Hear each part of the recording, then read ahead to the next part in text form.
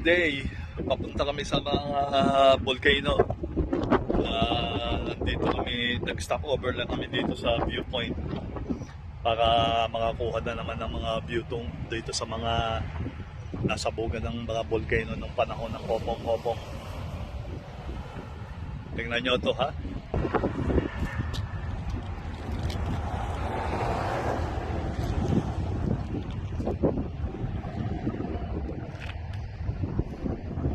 Yan, mga laba yan noon, ng mga sumabog ng panahon ng Hopong-Hopong yan.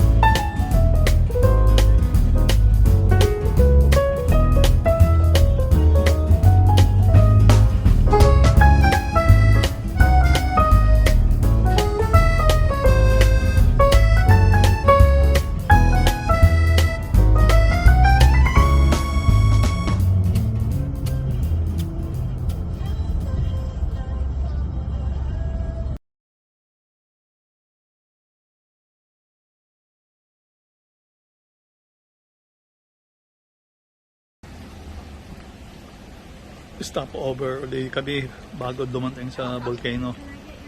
Punaloo Bake Shop, sikat daw to dito eh. Tingnan natin kung anong mga mabibili dito sa loob. Pasok tayo.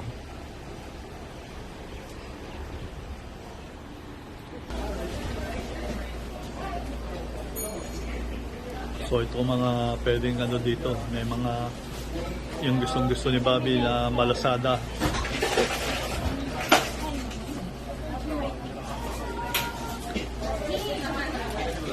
Parang grocery pala ito.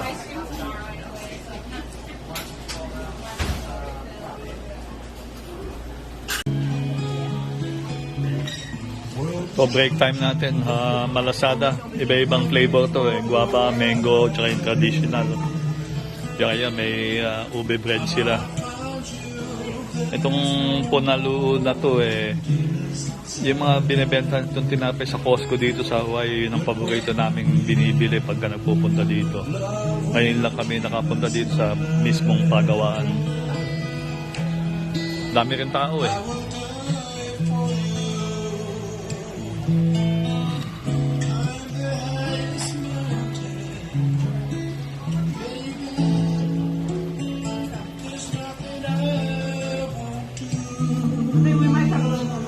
Medyo hirap na yung kumakanta yun.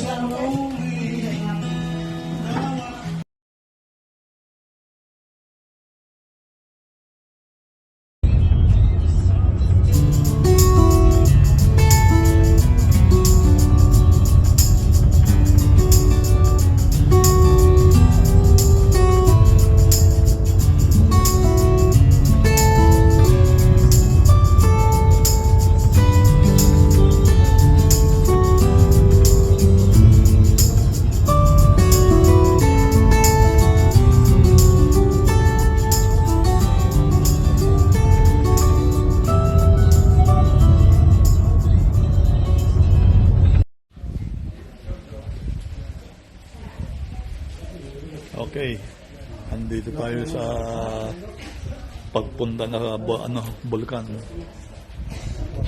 Okay. Tingnan natin kung may makikita tayo.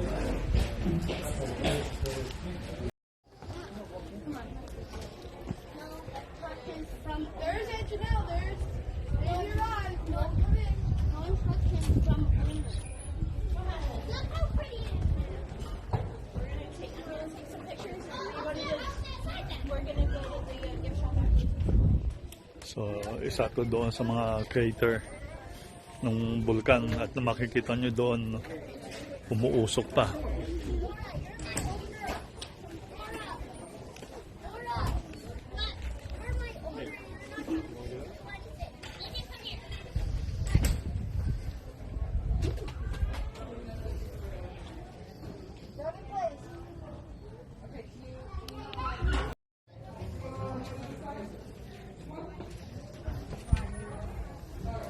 Ito pa, sinasabi dito, pa iba-iba daw yung ano niya, yung caldera tawag nila dyan, yung sa gitna.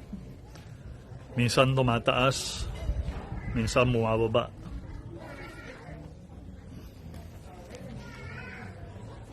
So kung kukumpira mo to sa Taal Volcano, parang nasa gitna ka ng Taal Volcano yan. Yung looban na yan. 2018 yata huling sumabog yan.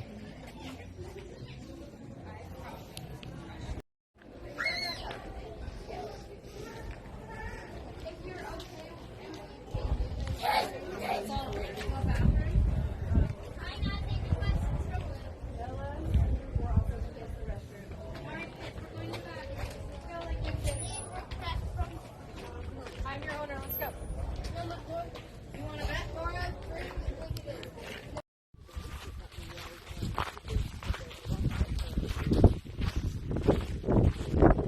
Isang bulkan.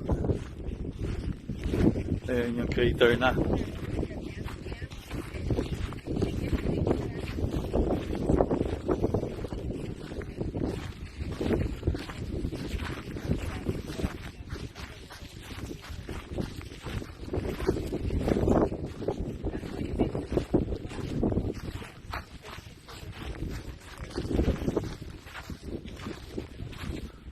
Is this the same one we were seeing earlier? Good question.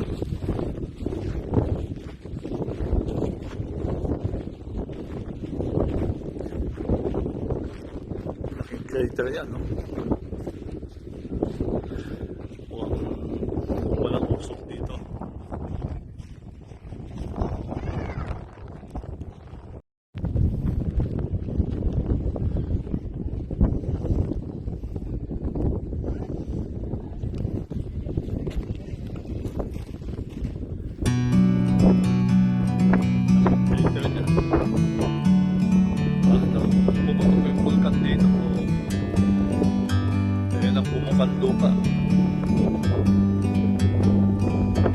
Like a bird on a tree, I'm just sitting here. I got time, it's clear to see. From up here, the world seems small. We can sit together. It's so beautiful, you and me. We meant to be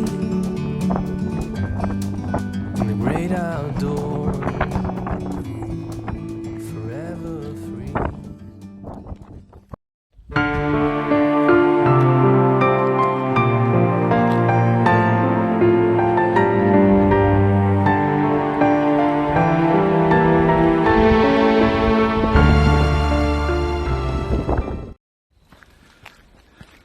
Tayo sa gubat.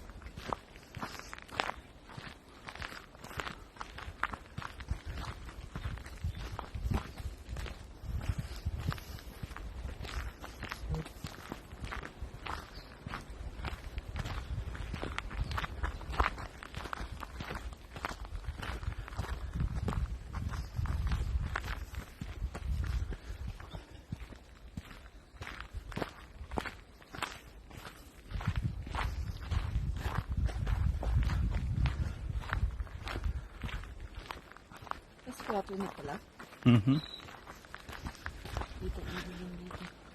Ganun din eh. Foggy din. Ibang, mas maano pang side na to. Ibang angle. Makikita mo yung mga bundok. Yung silhouette ng bundok.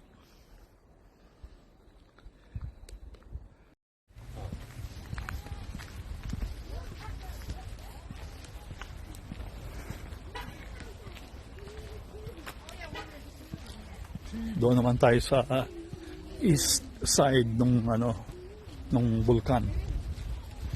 So yung unang-una, yun ang west side. Yung pangalawa, yung gitna.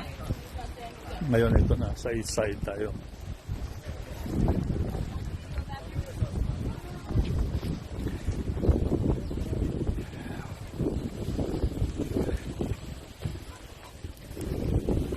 The one? Okay. Ito yung east side. Walang makikita. Malabo. Malakas siguro ang steam. Yan, hindi makita.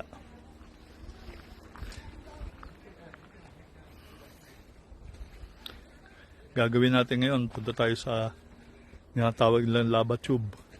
Kuweba daw yun eh. Baka makita ko yung kaibigan ko si Batman.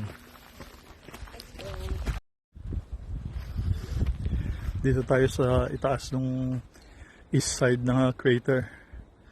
Kanina may mga tao naglalakad dyan sa puting guhit na yan eh. Meron pa rin. Hindi ko na makita. Ay, meron pa. Dami. Yung mga bata pa. Yun. Nakapula at saka nakaputi.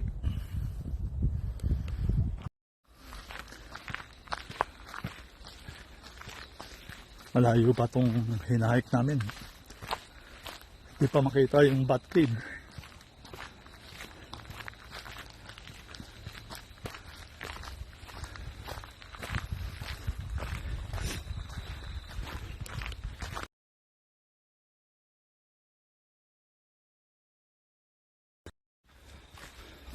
Halfway ko lang. Hindi. Hindi namin nakita yung bat cave. Kaya, ito, pabalik na kami sa parking. Kung nalagpasan namin yung bat cave eh.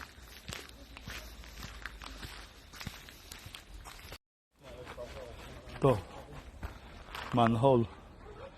Dito nagtago si Hirashio yung mga nung panahon ng Hapon. Nahuli siya ng mga bubuli dito.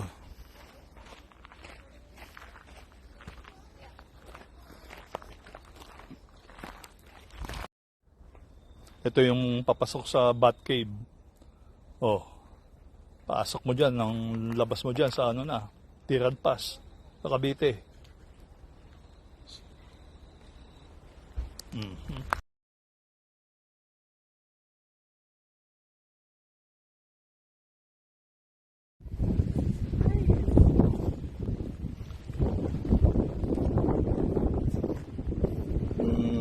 Steam na to, gagaling to sa volcano under the crater nila. Nakakita niyo yung usok.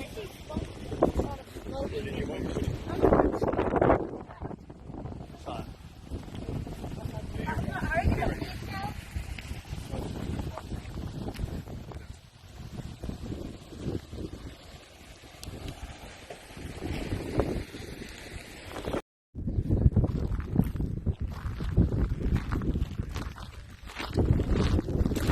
Punta sa ano naman to, sa ano, doon sa pwede mag-steam bath.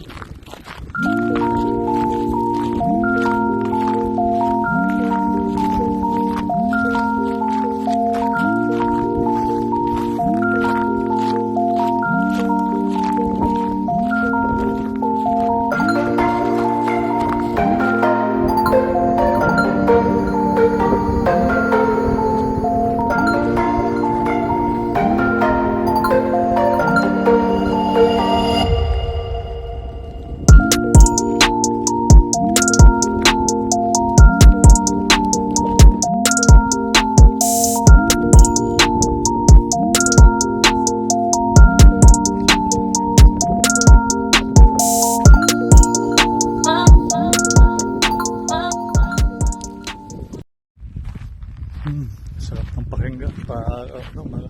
Sarap ng pakiramdam. Mainit-init.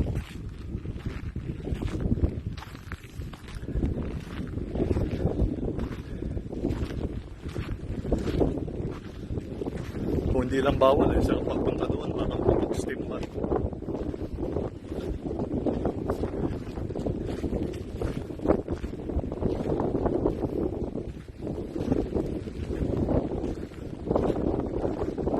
Galing sa Bulgan yan.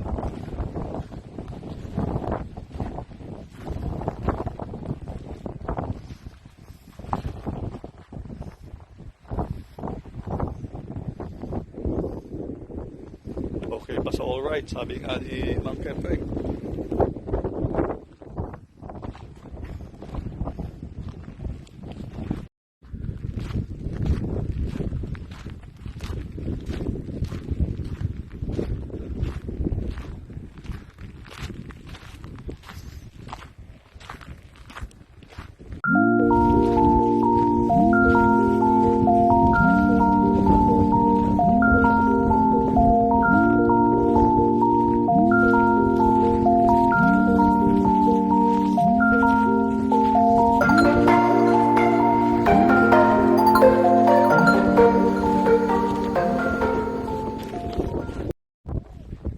So, lumapit na naman tayo doon sa Bulgar. Makikita nyo yung steam yan. Akala namin kanina fog. Yan pala yung steam mismo.